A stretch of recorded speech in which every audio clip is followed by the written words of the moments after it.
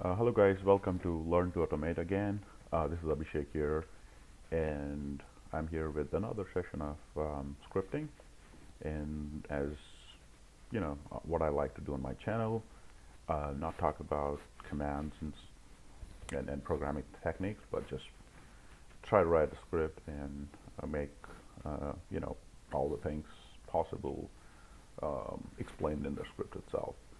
So if you haven't seen my first session, you can go ahead and see it from the link above.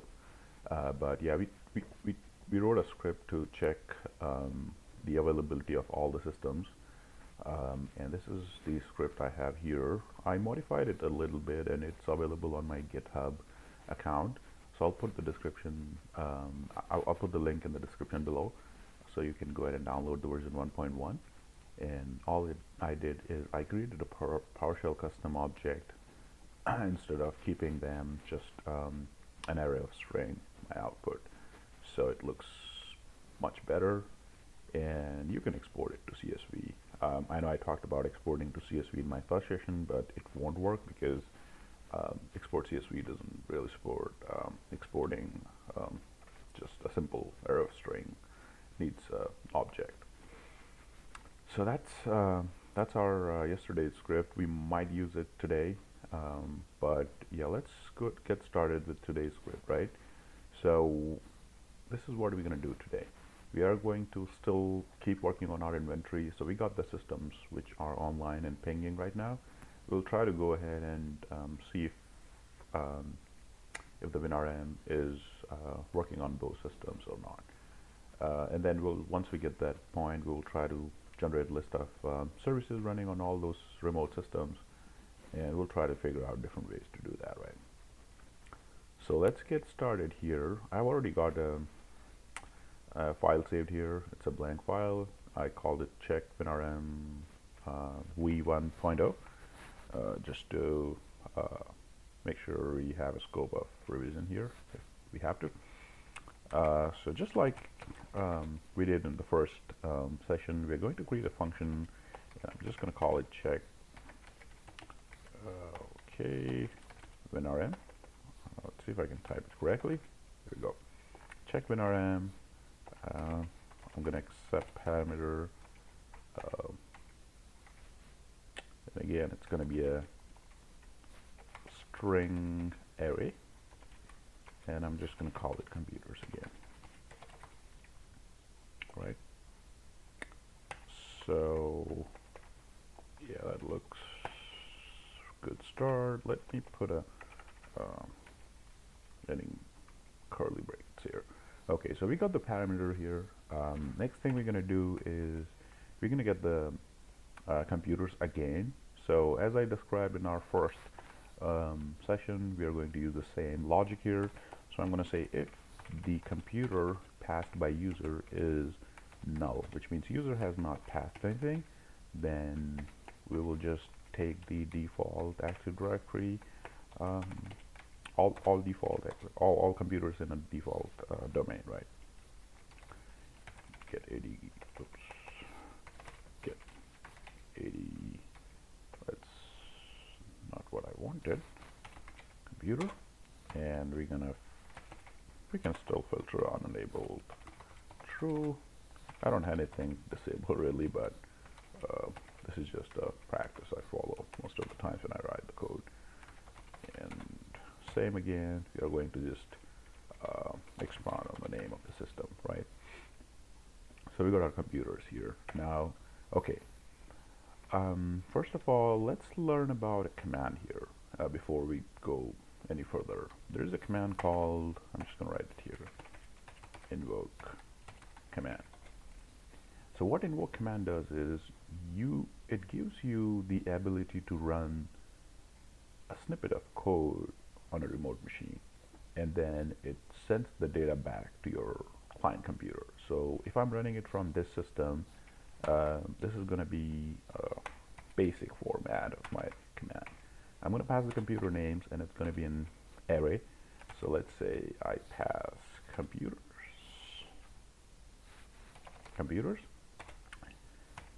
and the next thing is script block. So script block is basically you can create a block of script, and what it would do is it's going to take the entire block of script from your client machine, um, serialize it, they call it, right? XML it pretty much, and it takes it to the remote computer where you are trying to run it, um, and execute on remote computer, and then send you back the output in serialized format again, and then your client deserializes that output, and you capture that output pretty much. The good thing about invoke command is, I believe, um, yeah, so there is something called as throttle limit where you can define how many systems you want to execute your command parallelly. So I think the default is 32 if they haven't changed yet, but you can change it to really any big number, 200. Um, it will all come down to your processing power of your client here. If you have pretty good processing power on your client, why not? You can get it to 100, 200, depends on how big your environment is. Like if you have 10,000 machines, you definitely don't want to be on 32, right? Might take a while to execute. So this is a good way to execute command on remote computers um, parallelly, right? Not serially. So yeah, that's what your invoke command is. And I was talking about the script block. So you can just write just get a variable going here, maybe script B, and that's all. You just keep writing your script here, which you want to execute on your remote computer, and anything which goes in the pipeline of the script block would be thrown as output, which you can capture in a variable. Like let's say if you just say um, output equal to this, then everything which, let's say if you type in computers, let's say if you type in I don't know, env colon computer name, whatever you type in here to go to the pipeline, it would come back and return the value here, and you would receive it on output. So just make sure what you want to send to the pipeline. Don't want to send any garbage. You just want to send the valuable information which you want. So yeah, that's pretty much what invoke command does, guys. And what invoke command uses is WinRM, right? So that's where we come back to WinRM I was talking about, right? So I think maybe most of you are aware of the command get service, and then you can define a computer name here. Let's take 8001 and let's run it, right? Let's see what it does.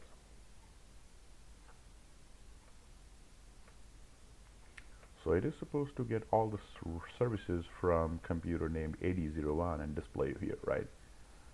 And we can do the same thing through invoke command as well.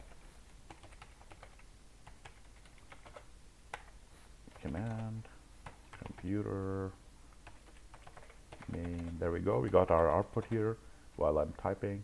So, and then I'm just going to type my script block, and my script block would be again get service, right? Pretty much same thing, right? And it should get us similar results here. There we go. So we got the same result from both the commands, right? What is the difference? So the difference is the invoke command uses WinRM to execute your. What it did is it took your block of code, which is here get service, and it sent it to the client, server, wherever you're trying to run it on the remote computer. It starts a PowerShell instance there, and it executes your command, and it sends your results back on this computer, and your computer deserializes it, which means converts it to readable from XML format, and shows you the result pretty much. Cool. And what get service did basically is it uses RPC, unlike WinRM, right? So it's the difference of how they work, what protocol they use to run the task or to run the job, right? So just remember that. Why I'm talking about that is because If you have any PowerShell, any firewalls in your environment, you may want to be careful about it. Let's say if you open up PowerShell 5.8, sorry, where did I type that? Okay, 5985, right? That's the port for HTTP, PowerShell over HTTP. And if you want to go secure, then 86. So if you open both these ports, and if you try to run this, it's not going to work. And if you open all the ports for RPC, and if you try to run this, this thing is not going to work. So you want to make sure how you want to run your commands. Yeah. Just if you just want to see what I'm talking about is true, go ahead and disable WinRM on one of your remote computers and try to run this thing. It would not work, right? WinRM service, once you stop the WinRM service. And go ahead and try to run this at the same time. This will work well as before, but not this guy. And similarly, if you stop your firewall ports for RPC, this thing is not going to work, while this thing would work. So just, understand the difference between these two. Okay, so we come back here. Okay, so what we are going to do is we are going to let's talk about another command here, test WSMan, right? So what this command does is it checks for the WinRM configuration on your remote computer. So let's say if you say computer name is 8001. All right, that's good. Let's run it. Oops. Let's run this guy. And what we got here, right? So this tells you whether WinRM is configured on the computer, is running or not, right? So this is my computer here. Let me see if I can log into this guy real quick. Hopefully I remember the password. I can log in. There we go. I'm just going to stop the WinRM service on this computer and see what it does really. Windows, come on. I don't want it to do it from there. I just wanted to show you, so I'll use PowerShell and do it. Okay, so we're good here. Let's try and run it again. And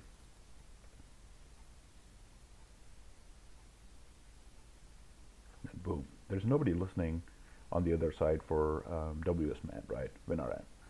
So you got the error like, hey, something's wrong.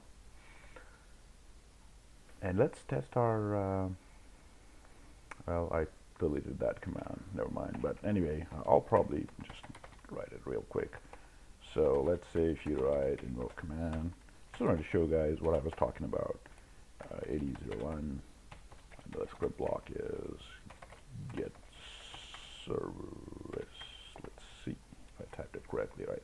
And it is supposed to throw you pretty similar error here, because we stopped the WinRM service. And this would show you that yes, indeed we use WinRM to execute our invoke commands, unlike RPC in the get service. It would come back as an error, but we can get started. So what your test WSMan is doing is checking if WinRM is configured correctly and is running. So this is one way. Here we go. We got the error, right? Okay. So this is one way you can figure out if WinRM is indeed set up and running on your remote computer. Excuse me. But well, I'll tell you the real production scenario here, right? So if you put this command to make sure your WinRM is all good, it might not give you the correct results. And the reason I'm saying is because let's say if you are running the script with an account, like a service account or something, right? And if your service account doesn't have privilege to remote execute script using invoke command, this thing would result you still. So it doesn't matter whether I have permission on 8001 or not. I can still run this command and it would still fetch me the results here, positive. Like, hey, yeah, WinRM is running, which is true. WinRM is listening, basically. That's all it's querying for. But what we want is not only WinRM is listening, but do I have capability to execute commands? Because at the end of the day, you would have I don't know, like 1,000 line of script block, which you might want to run on hundreds of servers. And let's say if you, by accident, you set up a wrong service account, which has access on none of those servers, it will try and hit each and every server, and it's just going to fail. Basically, it doesn't matter how big your script is, it will try to take it and it will fail. So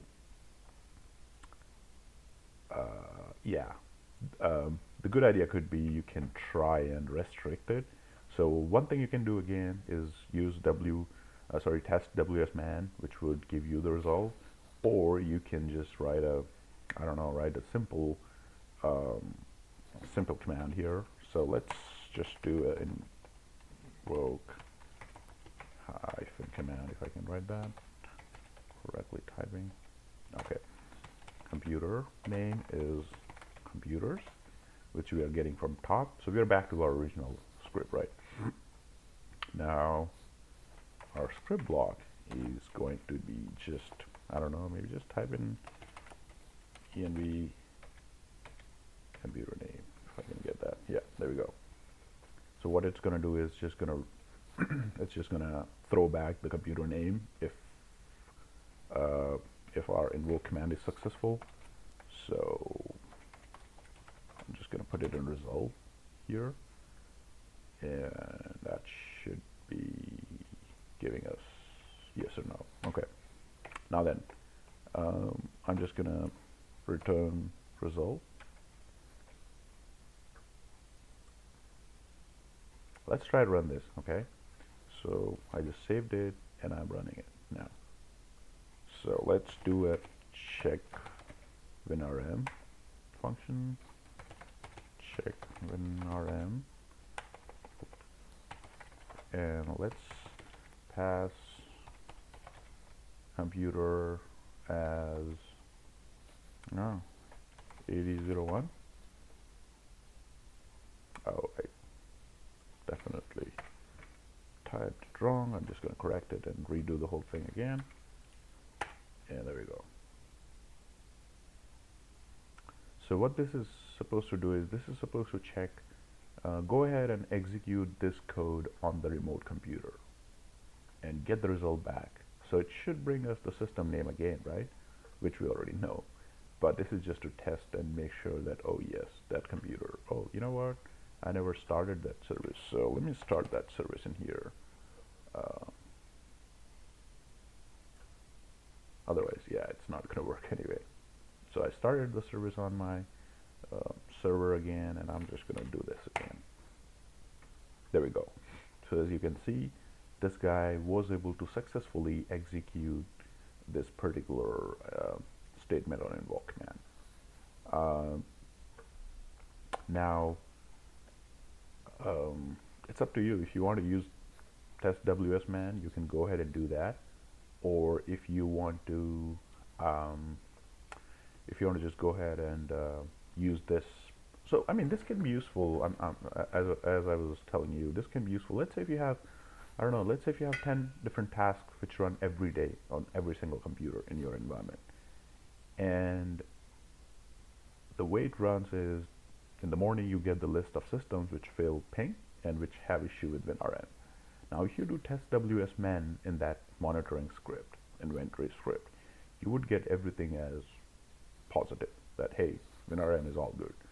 But as I said, let's say if you configured it with the wrong service account, you ran the task with the wrong service account, you are going to get positive results, but when you run the actual script, it's not going to work. And if nobody's monitoring it, all your tasks would do nothing basically, because you don't have permission to execute remote scripts, right?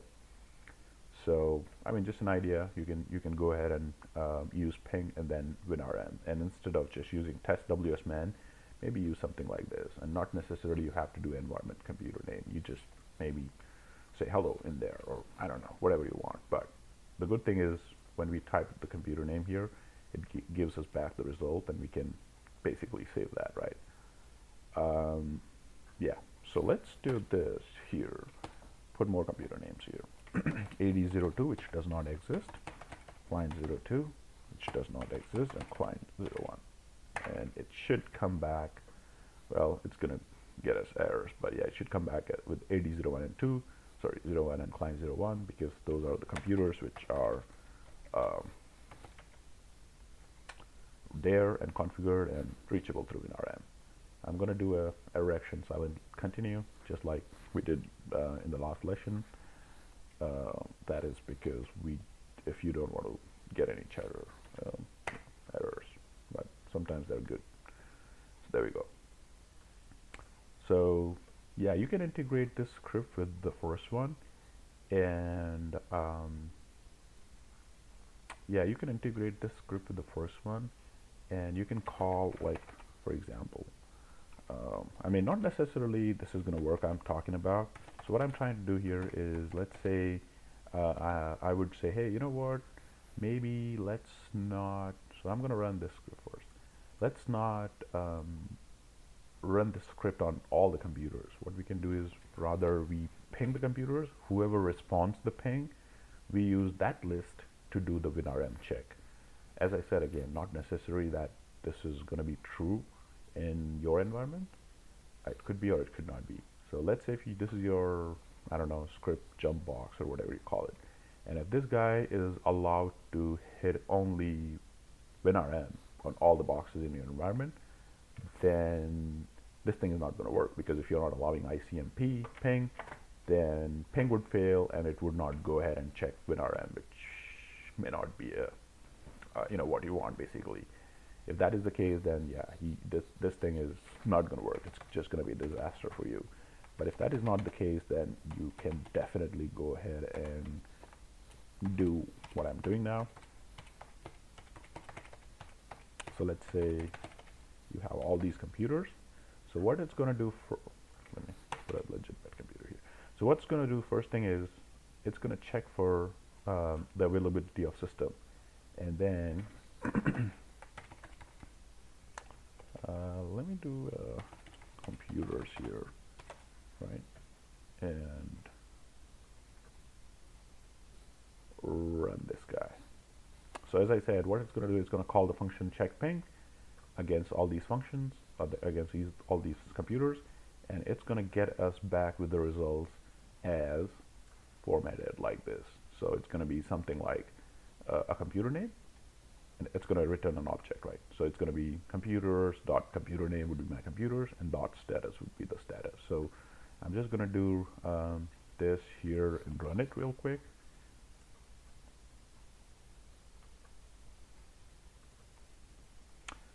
So if you want to see what's in my computers, see here, AD01 is online, AD02 is offline, client 01 is online, client 04 is offline, right? So what I want to do now is, I want to get my output again of status WinRM equal to check. I'm just going to call my function here, and this is what I was talking about. My computer names I'm going to pass would be not everything, but $computers, where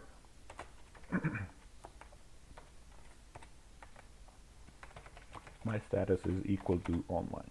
I'm just going to run it on online machines, because I know I have the ability to ping all these systems, and yeah, I have the ability to ping all these systems, and it should be a good thing for me. I mean, I basically don't have any problem in running it like this. Okay, so do it again.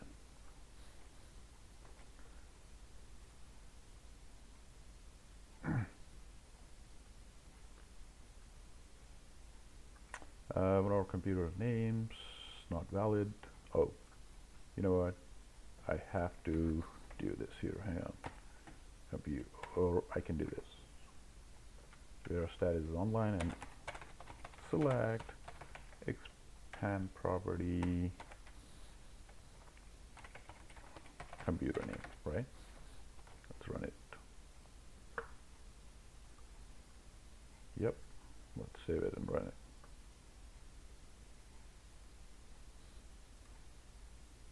There we go.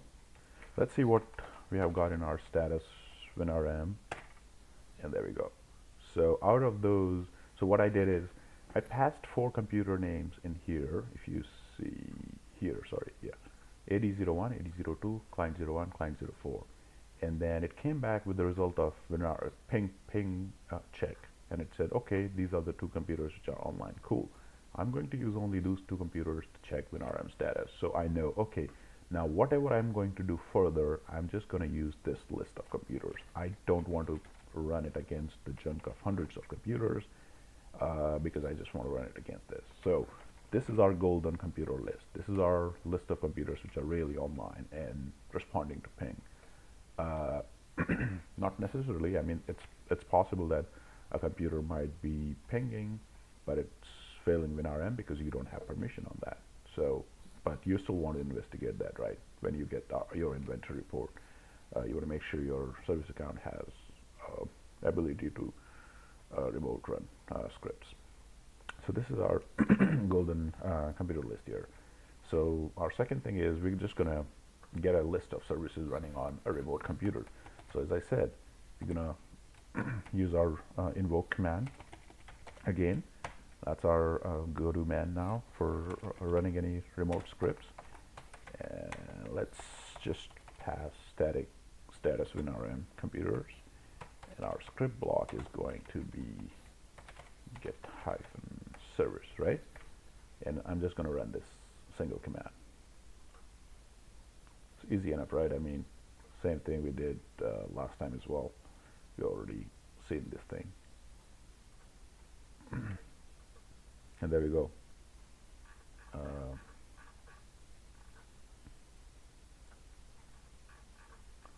So we got the results back here from both the computers, and yeah, you can export them if you want. You can export them in a CSV file, which is work now because it's an object, right? Unlike yesterday. Okay, so let's run it again.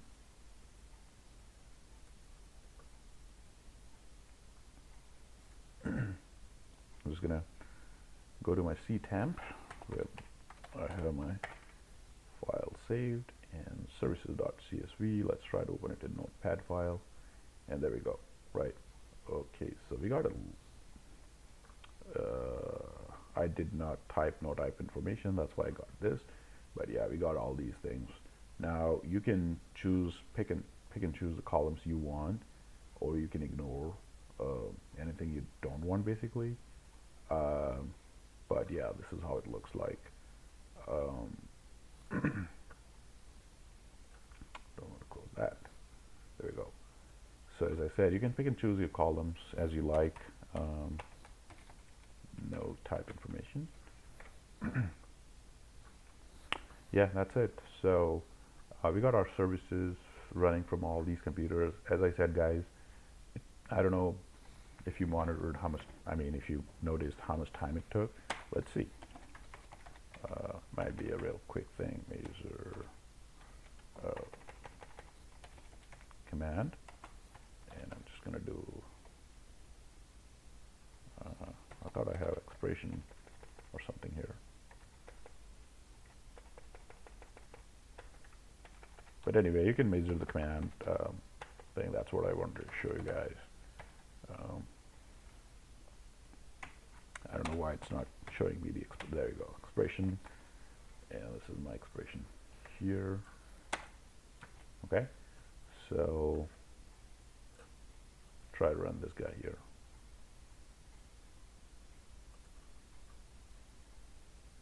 This is going to show you how much time it took to complete the script. So what, 2 seconds and 999 milliseconds? That's how long it took. So the interesting part is I was telling you, even if there were 20 computers, theoretically it would take pretty much similar amount of time, maybe a few more seconds to process the data on your client and display the results back maybe. But yeah, you would not see like it going 20 times or 10 times or something like that. And that's the power of uh, using the invoke command, right? You are running on parallel computers, the same code, and getting the results back. So yeah, this is just a command, guys. Measure command, and then you put the expression, and you can pretty much have your entire script. This is just to give you an idea of how long the script is taking to execute. So, you know, I mean, a lot of people don't even care about how long it takes as long as it's not miserably high. Uh, but because, I mean, it's not like somebody's sitting and running this. But still, sometimes you have to be careful about how long it's taking to execute the script, right? And especially if you are in a current situation where, I don't know, like your servers are down and you want to get the status of, let's say, how many systems went down just like 5 minutes ago. So you're going to have people working on those. Yeah, you don't want to be sitting hours to figure out how many systems are down or up. So, or how many systems have XYZ service down. So, you know, I mean, timing can be important sometimes. So it's always good to know the quicker ways of doing things. Uh, and of course, knowing different ways as well. So yeah, this is it, guys. I'm gonna put this same script again on my GitHub, which I'm gonna put the link in description. Please go ahead and download it if you like, or modify it if you like. Um, but yeah, this is how it is. So as I said, this could be useful for people. Maybe get the report of all ping failures and WinRM failures every day morning, so you can troubleshoot them before your other scripts run in your environment, right? Um, I mean, I know there are other monitoring tools, which I don't know if it's your responsibility to make sure they're up and running, but yeah, this is something you can have for yourself. So yeah, that's it, guys. From me today, I'm gonna bring maybe another script in my next session. So till then, bye bye. Don't forget to subscribe if you like it, and just comment your feedback, or you know, uh, anything you would like me to do on the scripts. Right? Thank you, guys.